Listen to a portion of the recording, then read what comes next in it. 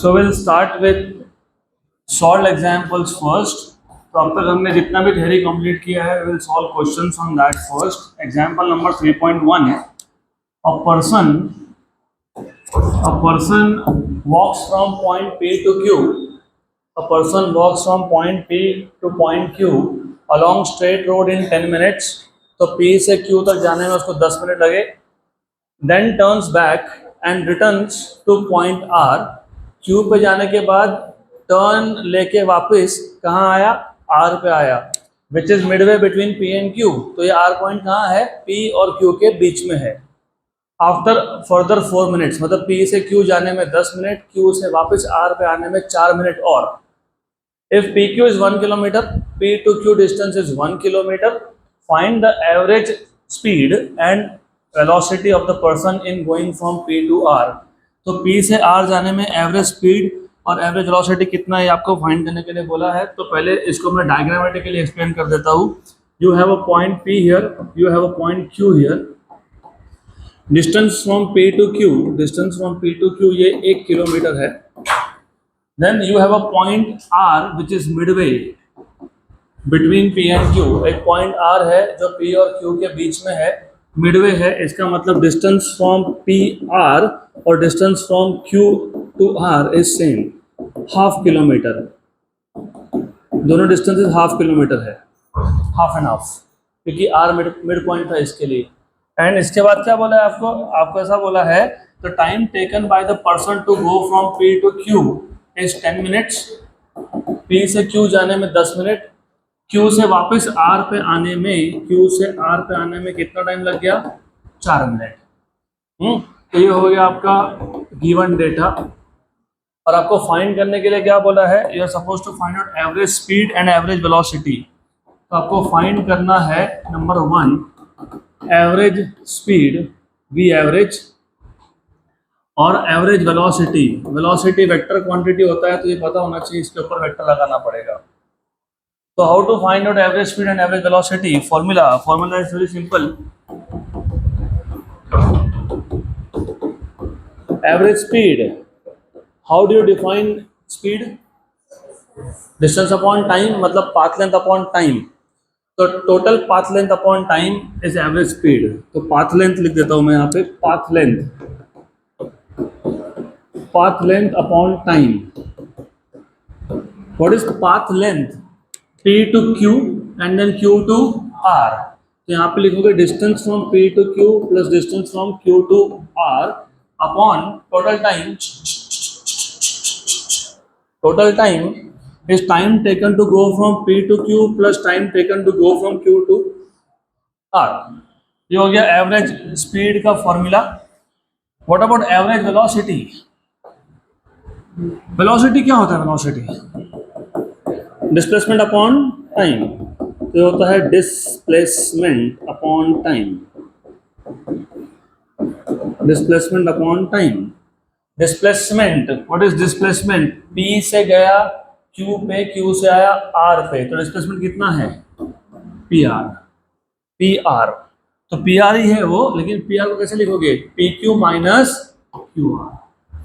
तो डिस्प्लेसमेंट होगा distance between PQ minus distance between QR. अरे displacement is P to R, सही है. Displacement is P to R, P से Q, Q से R. लेकिन ये डिस्प्लेसमेंट लिखोगे कैसे? इसको लिखेंगे distance from P to Q minus distance from Q to R. Time from P to Q plus time from Q to R. ये होगा आपका एवरेज वेलोसिटी का फॉर्मूला. और मैं यहाँ पे एवरेज वेलोसिटी का मॉड लिख रहा हूँ. अगर एवरेज वेलोसिटी का मॉड नहीं लिखोगे तो डायरेक्शन बताना पड़ेगा. अगर डायरेक्शन बताना पड़ेगा तो एक काम करो, फिर P से Q का जो डायरेक्शन है ना, उसको आई कैप बोल दो. एक डायरेक्शन कुछ भी बता दो, आई कैप बोल दो, जे कैप बोल दो, तुम्हारी मर्जी है. फिर यहाँ पे आई कैप लगा दो. अगर तुमको डायरेक्शन बताना है तो आई कैप लगा दो, क्योंकि वो वेलोसिटी है, वेलोसिटी इज डायरेक्शन. ये स्पीड है, speed does not have a direction. या तो डायरेक्शन लिखो, या नहीं लिख रहे हो तो इधर मॉड लिखना पड़ेगा फिर. तो डायरेक्शन लिख दो. ठीक है, ये बन गए 2 फॉर्मूला अपने. अब हमको फाइंड करना है एवरेज स्पीड और एवरेज स्पीड का फॉर्मूला तो अभी हमने देखा, it is distance between P to Q plus distance between Q to R. What is distance from P to Q? 1 kilometre. और Q to R कितना है? Half kilometre. और ये किलोमीटर में है, किलोमीटर में है. अपॉन टाइम P से Q जाने में कितना लगा था? 10 minute.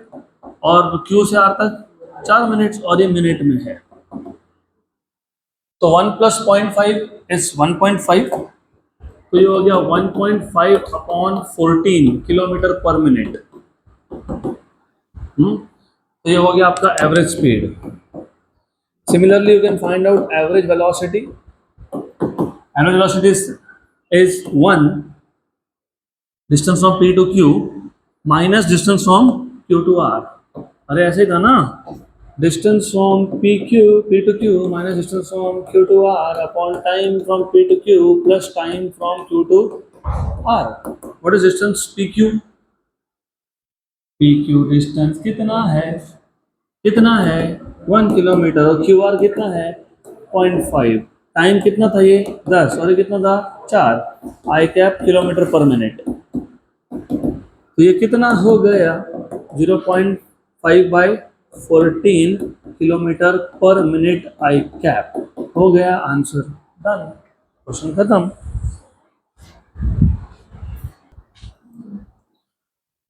Next question.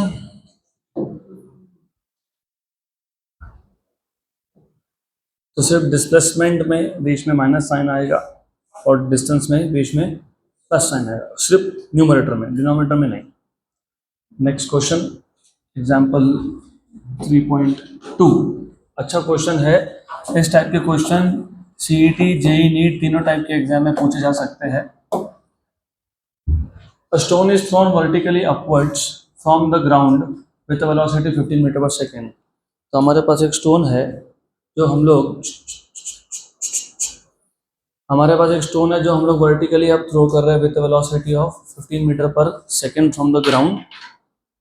At the same instant a ball is dropped from a point. उसी टाइम पे जब हमने स्टोन को ऊपर थ्रो किया, उसी टाइम पे a ball is dropped from a point directly above the stone. Stone के ऊपर से एक बॉल को ड्रॉप किया from a height of 30 metre. Drop करना मतलब इनिशियल वेलोसिटी 0 होता है. तो याद रखना, जब एक हाइट से तुम एक बॉल को रिलीज कर रहे हो या ड्रॉप कर रहे हो तो इनिशियल वेलोसिटी 0. अगर रिलीज या ड्रॉप वर्ड यूज किया हो तो u की वैल्यू 0. अगर थ्रोन बोला होगा तो u की वैल्यू 0 नहीं आएगी. तो इन्होंने बोला है ड्रॉप्ड, मतलब बॉल का जो इनिशियल स्पीड है वो 0 है. At what height from the ground will the stone and the ball meet. तो ग्राउंड से कितने हाइट पे stone and ball will meet and after how much time. use G 10 metre per second square for ease of calculation. तो पहले question को समझ लेते हैं अच्छे से. Imagine this is ground level and then from ground level you are throwing a stone. तो there is a stone here. इस स्टोन को हम लोग ऊपर थ्रो करने वाले हैं और मैं स्टोन के लिए इसके आगे से सफिक्स 1 यूज करने वाला हूँ. इससे 30 मीटर ऊपर तो समवेयर यहाँ पे एक बॉल है. जिस टाइम पे मैं स्टोन को थ्रो करूंगा उसी टाइम पे मैं इस बॉल को रिलीज करूंगा, ड्रॉप. और इसके आगे से मैं सफिक्स 2 यूज करने वाला हूँ. किसके लिए सफिक्स 2 यूज करने वाला हूँ? बॉल के लिए. और इन दोनों में जो डिस्टेंस है, टोटल डिस्टेंस है, इसको हाइट मान लेते हैं. वो हाइट है 30 मीटर का. तो गिवन पैरामीटर में हमारे पास सबसे पहला पैरामीटर है height which is 30 metre.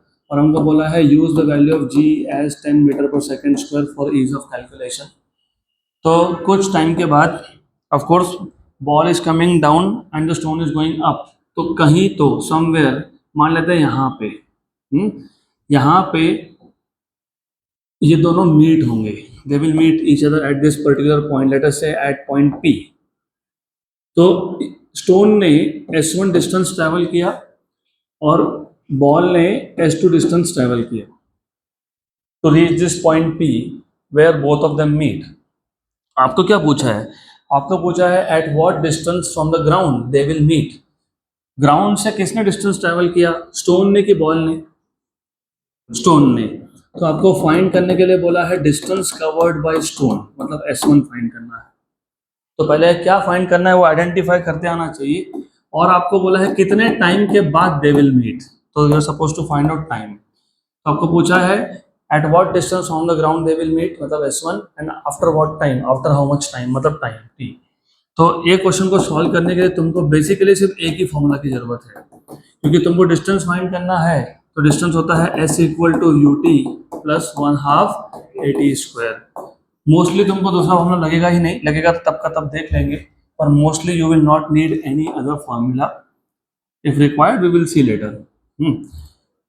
Good, तो this is what you should know. ये तुम्हारे पास इतना गिवन डेटा है और ये फाइंड करना है, फॉर्मूला भी पता लग गया तुमको। अब हम स्टार्ट करते हैं सॉल्यूशन। तो let's solve this now.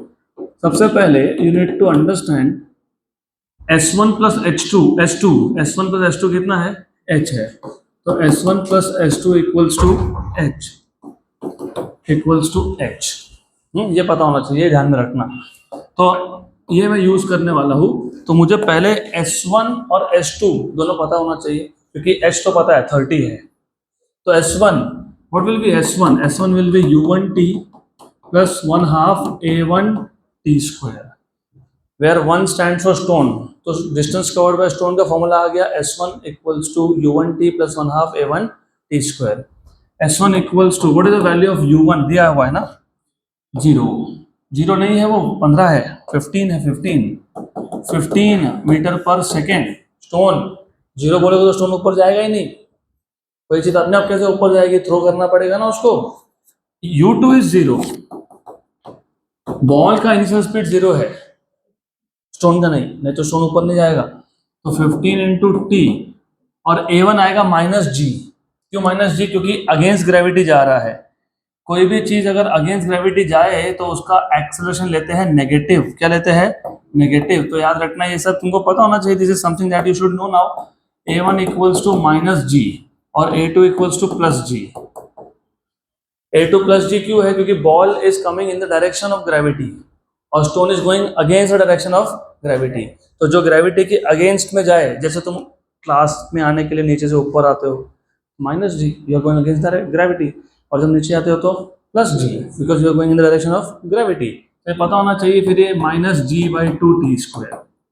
A1 is -G और ये /2 था, तो S1 equals to 15T -G की वैल्यू कितनी बोली है? 10T square. तो ये कितना हो गया? S1 equals to 15T - 5T square. याद रखना, इक्वेशन नंबर 1। सिमिलरली S2 क्या आएगा? S2 U2T plus 1/2 A2T square. S2 equal to U2 की वैल्यू कितनी है? 0, प्लस A2 कितना है? G/2T स्क्वायर, और A2 इज +G, भूलना मत। तो S2 इक्वल्स टू कितना आ गया? 10, क्योंकि G की वैल्यू कितनी है? 10/2T स्क्वायर, मतलब S2 कितना हो गया? 5T square. Equation number 2।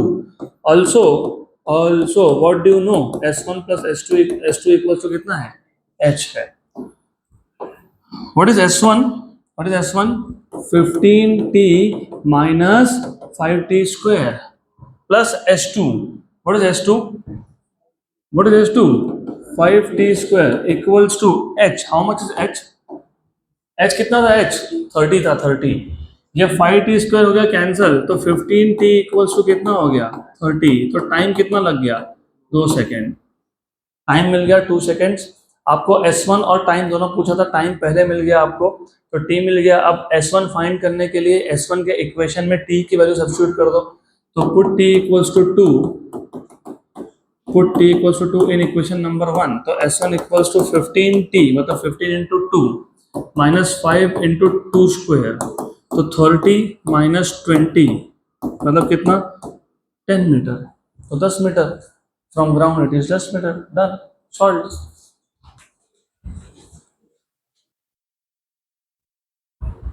Okay, तो और अगर आपको, ये तो ग्राउंड से पूछा था, अगर आपको हाइट से पूछा था तो फिर कितना होता? ग्राउंड से 10 मीटर, तो हाइट से 20 मीटर, क्योंकि टोटल कितना है? 30 metre. Next question, example 3.3।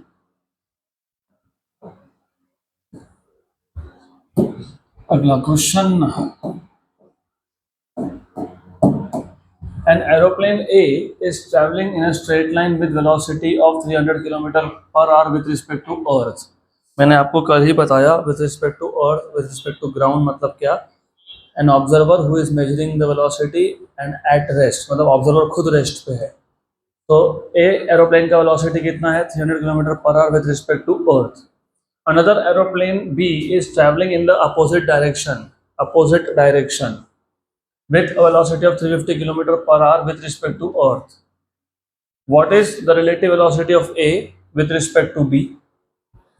What should be the velocity of a third aeroplane C moving parallel to A?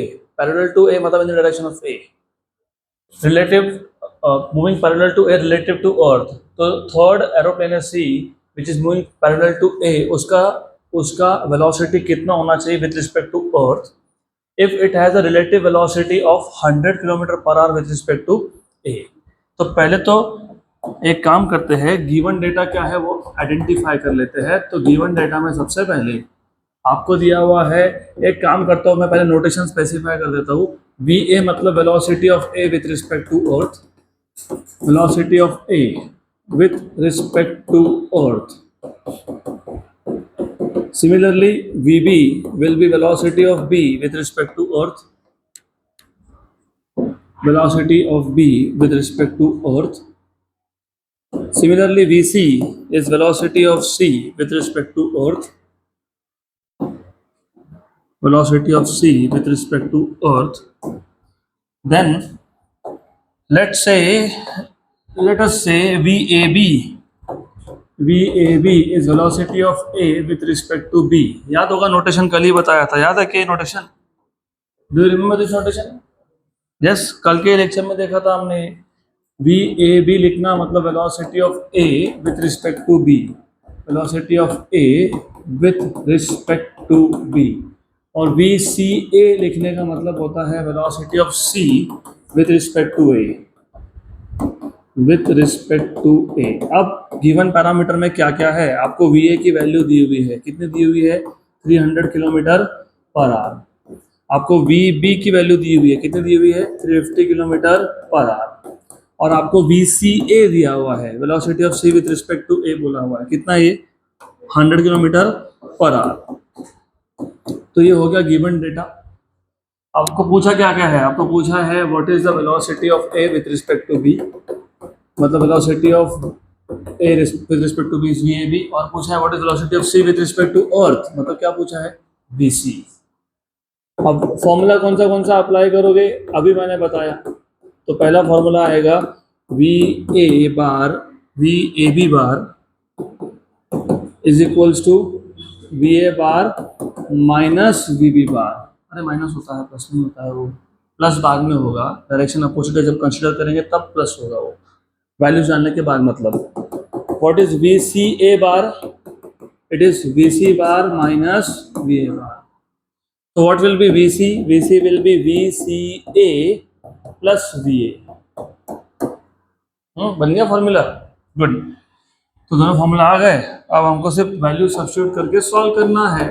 तो first case velocity of A with respect to B equals to VA minus VB. अब जब values डालोगे ना तो VA की value कितनी थी 300, VA की वैल्यू कितनी थी 300, VB की वैल्यू कितनी है 350, लेकिन विथ अपोजिट डायरेक्शन. तो अब माइनस करना है.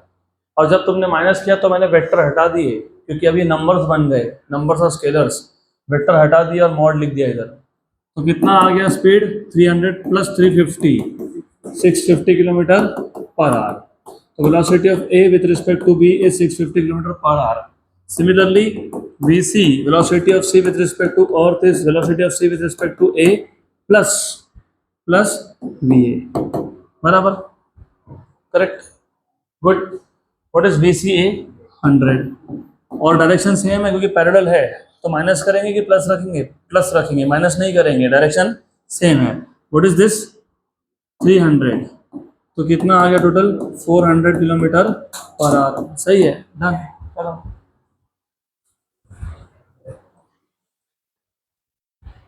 Next question.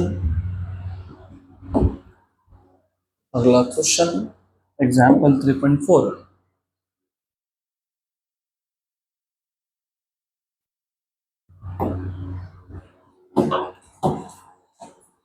Good question. और इस क्वेश्चन से आपको बहुत कुछ सीखने के लिए मिलेगा। नया नया मतलब डेरिवेटिव्स का यूज़ क्या है, और just by looking at the equations हम लोग कैसे बता सकते हैं कि कोई ऑब्जेक्ट रेस्ट पे है, कि कोई ऑब्जेक्ट मूविंग है, वेलोसिटी जीरो है, एक्सेलेरेशन जीरो है, एक्सेट्रा एक्सेट्रा। तो example 3.4, the position vector of three particles are given by, तीन अलग अलग पार्टिकल्स हैं। पहले का पोजीशन वेक्टर है 5 i cap plus 5 j cap metre, दूसरे का है 5 t i cap plus 5 t j cap metre, और तीसरे का है 5 t i cap plus 10 t square j cap metre. अब सिर्फ इतना इतना पढ़ने के बाद भी तुमको समझ में आ जाएगा। पहले का पोजीशन वेक्टर में टाइम नहीं है, मतलब विथ टाइम उसका पोजीशन चेंज होने नहीं वाला है, क्योंकि टाइम इंडिपेंडेंट है। मतलब ये पार्टिकल रेस्ट पे है, क्योंकि विथ टाइम इसका पोजीशन चेंज नहीं हो रहा। लेकिन दूसरा टाइम पे डिपेंड करता है, तो इसका पोजीशन विथ टाइम चेंज होने वाला है, मतलब इसका कोई वेलोसिटी होगा। और तीसरा भी टाइम पे डिपेंड करता है, तो विथ टाइम इसका पोजीशन चेंज होगा, तो उसका कोई वेलोसिटी भी होगा। अब जो सेकेंड वाला केस है वो भी टाइम पे डिपेंड करता है, तीसरा भी टाइम पे डिपेंड करता है, लेकिन सेकेंड वाला मूविंग है, लेकिन उसका वेलोसिटी कांस्टेंट है, एक्सेलरेशन जीरो है। वो कैसे, वो सॉल्व करके बताऊंगा, और वही पूछा है। और जो तीसरा पार्टिकल है वो मूविंग है, उसका वेलोसिटी जीरो नहीं है, लेकिन वेलोसिटी कांस्टेंट भी नहीं है, उसका वेलोसिटी चेंज होने वाला है, this acceleration. How do we tell this, बताता हूँ, वो आगे समझेगा। क्या पूछा है आपको, determine velocity and acceleration for each in SI units. तो आपको गिवन पैरामीटर में तीन पोजीशन वेक्टर दिए हैं तीन पार्टिकल्स के। पहले का है 5 i cap plus 5 j cap metre में है, ये ऐसा यूनिट में है। दूसरे का दिया हुआ है 5 t i cap plus 5 t j cap metre, और तीसरे का दिया हुआ है आपको 5 t i cap plus 10 t square j cap metre, ऐसा दिया हुआ है। This is what is given to you. और आपको पूछा है determine velocity and acceleration in each case, मतलब आपको पहले केस के लिए v1 बार फाइंड करना है, और दूसरे केस के, और पहले केस के लिए ही आपको एक्सेलरेशन भी फाइंड करना है। फिर दूसरे केस के लिए आपको v2 बार फाइंड करना है, और दूसरे पार्टिकल का आपको एक्सेलरेशन भी फाइंड करना है।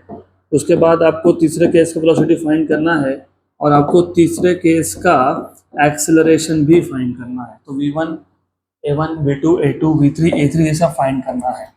अब आपको पता होना चाहिए सिर्फ फॉर्मूला, बेसिक फॉर्मूला तो आपको पता होना चाहिए। अगर आपको वेलोसिटी फाइंड करना है ना, तो वेलोसिटी होता है पोजीशन का डेरिवेटिव, तो dx बार बाय dt। अगर आपको एक्सेलरेशन फाइंड करना है तो वो होता है वेलोसिटी का derivative, dv bar by dt। तो यही दो फॉर्मूला लगने वाले हैं तीनों केसेस में। तो पहला केस हम लोग फाइंड कर लेंगे v1 bar which is dx1 bar by dt, और dx1 बार ये क्या था 5 i cap plus 5 j cap. अब तुम ले रहे हो derivative with respect to time, you are taking derivative with respect to time, लेकिन यहाँ पे तो टाइम है ही नहीं, टाइम पे डिपेंड करता ही नहीं है। तो मतलब 5 कांस्टेंट है, ये भी 5 कांस्टेंट है। डेरिवेटिव ऑफ कांस्टेंट क्या होता है, what is derivative of constant, क्या होता है, जीरो। क्या होता है, जीरो। तो पहले पार्टिकल का वेलोसिटी कितना हो गया, जीरो। अगर वेलोसिटी ही जीरो है तो एक्सेलरेशन भी क्या होगा, जीरो ही होगा। वेलोसिटी जीरो मतलब पार्टिकल मूव ही नहीं हो रहा ना, तो एक्सेलरेशन भी क्या होगा, जीरो होगा। इसलिए इक्वेशन देख के ही बता दिया था कि ये रेस्ट पे है, पार्टिकल इज एट रेस्ट। उसके बाद तुमको फाइंड करना है v2 bar. What is v2 bar, dx2 bar by dt। तो dt of 5t i cap plus 5t j cap. अब डेरिवेटिव्स कैसे सॉल्व करते हो याद होगा, पहले टर्म का डेरिवेटिव प्लस दूसरे टर्म का डेरिवेटिव प्लस दूसरे टर्म का डेरिवेटिव। इसमें 5 कांस्टेंट है बाहर, तो dt बाई dt ये तो 1 हो जाएगा, और आई कैप डायरेक्शन है, यहाँ भी 5 कांस्टेंट है dt बाई dt, और जे कैप डायरेक्शन है, तो ये 1 हो गया। तो क्या हो गया 5 i cap plus 5 j cap, ये हो गया सेकेंड पार्टिकल का वेलोसिटी। तो सेकेंड पार्टिकल इज मूविंग, क्योंकि वेलोसिटी जीरो नहीं आया। और अगर आपको याद होगा डायरेक्शन निकालने के लिए तुम क्या करते हो, tan theta equal to y component upon x component, तो ये हो गया 1। तो tan थीटा की वैल्यू 1 आई तो एंगल कितना आ गया 45, सो देयरफॉर थीटा इज 45। तो डायरेक्शन भी मिल गया आपको। इसके बाद आपको चाहिए एक्सेलरेशन। एक्सेलरेशन कैसे फाइंड करते हो, derivative of velocity dv2 bar by dt, तो dt ऑफ v2 बार क्या आया 5i cap plus 5j cap. Of course ये मीटर पर सेकंड में है, इसको भूलना मत, मीटर पर सेकंड है। तो ये कांस्टेंट है, तो कांस्टेंट का डेरिवेटिव कितना हो गया 0। तो second particle is moving but with constant velocity. तीसरा पार्टिकल v3 बार फाइंड करना है, तो dx3 बार बाई dt कर लेंगे। x3 बार क्या था 5t i cap plus 10t square j cap, ऐसे ही था ना, यस। तो v3 बार इक्वल्स टू पहले टर्म का derivative 5t i cap plus second term का डेरिवेटिव, सेकेंड टर्म का डेरिवेटिव कितना है 10t square j cap. 5 constant है बाहर आ गया, dt by dt i cap plus 10 constant है बाहर आ गया, dt of t square j cap. dt हो गया 1, तो क्या हो गया 5i कैप प्लस 10, और t स्क्वायर डेरिवेटिव कितना होता है 2t होता है। याद है क्या x रेस टू n का formula n into x raise to n minus 1, तो t रेस टू 2 का डेरिवेटिव होगा 2 into t raise to 2 minus 1, 2 into t raise to 2 minus 1 मतलब 2t, तो 2t, तो ये क्या 2t। then therefore you have v3 bar equals to 5i cap plus 20t j cap, right. अब इसका जो डायरेक्शन है, डायरेक्शन जो है इसका थीटा 3, पिछले वाले को थीटा 2 बोल देता हूँ। डायरेक्शन कैसे फाइंड करते हो, tan theta equal to y component by x component. तो इस केस में y कंपोनेंट कौन है 20t है, x कंपोनेंट कौन है 5 है, तो कितना आ गया 4t हो गया। तो tan थीटा 3 कितना हो गया 4t हो गया, तो थीटा 3 कितना हो गया tan इनवर्स ऑफ 4t। इसका मतलब यहाँ पे पार्टिकल का डायरेक्शन चेंज हो रहा है विथ टाइम, क्योंकि टाइम जब 0 था तो tan इनवर्स 0 था, टाइम की वैल्यू जब 1